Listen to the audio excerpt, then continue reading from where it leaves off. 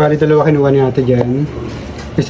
Dalawang Oyster Perpetual na Rolex. Isang green, tsaka isang navy, light blue. Para sa anak niya. So, bali, 500 each. Sabay daan dito. Thank you!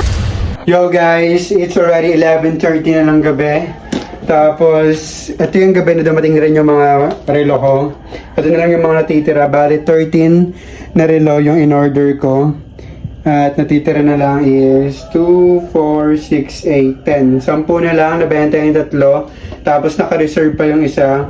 Tapos ito, yung gagawin ko ngayon, dadalhin ko kay Ate Jen, pati sa may isang tropa, para makapili sila at makapag-dandle na.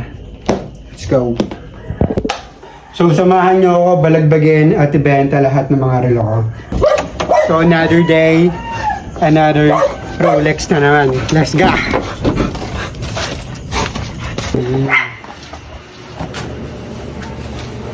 Bili na kayo, bili. Hala, parang malaki mo to kay Jim. Hindi, papabawas talaga yun. Ha?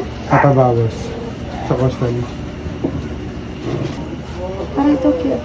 Out din. Na? Oo. Ito. Pwede rin. Dalawa na. Dalawa na? Nag-iisa sila. Kaya natin.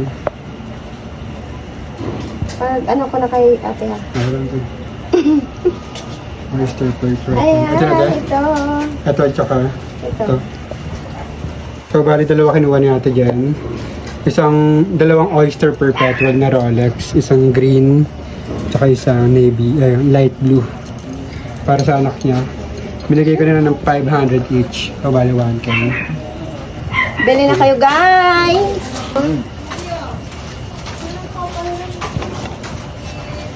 Ang ganda ng lagayan oh.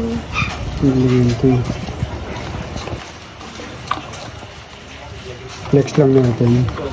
Tingin ko. So, bali 500 each. Sabay daan dito. Ito. Thank you!